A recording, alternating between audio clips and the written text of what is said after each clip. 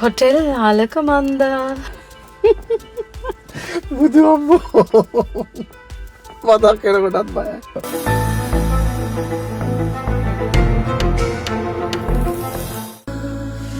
හරි.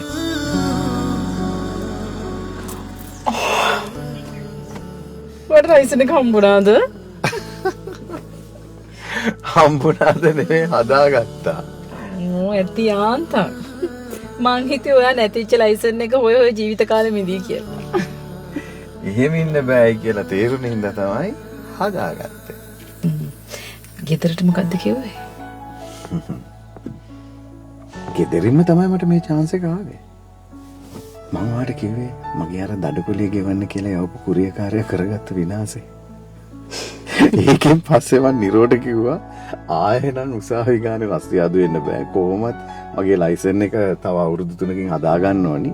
ඒකින්ද මම අලුත් එකක්ම හදාගත්තා කියලා. එයා විශ්වාස කරාද?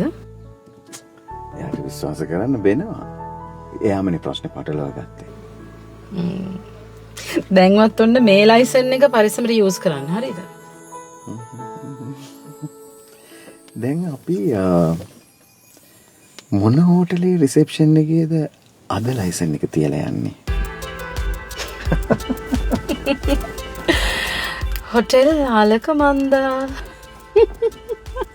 බුදු අම්මෝ මතක් කරකොටත් බයයි. ඇයි අදත් මාරුයි කියලා? ඔව්. හැමදාම එකම විදියට වෙන්නේ නැහැ අසු. මං නම් ආසයි ජීවිතේ හැම අවදානමක් වෙච්ච තැනකට ආපහු යන්න. එතකොට මට එතන මාර ත්‍රිල් එකක් තියෙනවා. වදන්නත් ඉස්සර මට චුට්ටක්වත් පීනන්න බෑ. අම්මලත් එක්ක ට්‍රිප් එකක් ගිහපු වෙලාවක මම පූල් එක ගිලෙන්න ගියා. අයියා තමයි පැනලා මාව බේරගත්තේ. හැමෝම හිතුවා ඊට පස්සේ මං කවදාවත් නිකන් වතුරකට බහින්නේවත් නැති වෙයි කියලා. හැබැයි කොළඹ ආවට පස්සේ මම පීනන්න ඉගෙන ගත්තා. අවුරුද්දක් යන්න කලින් අර හොටෙල් එකට ගිහිල්ලා අර මං ගිලෙන්න හදපු පූල් එකේම පුත්තට පීනුවා. එලාට මට තියෙන්නේ මාර ත්‍රිල් එකක්. ඒ ත්‍රිල් එක අපි පස්සේ දවසක ගමු.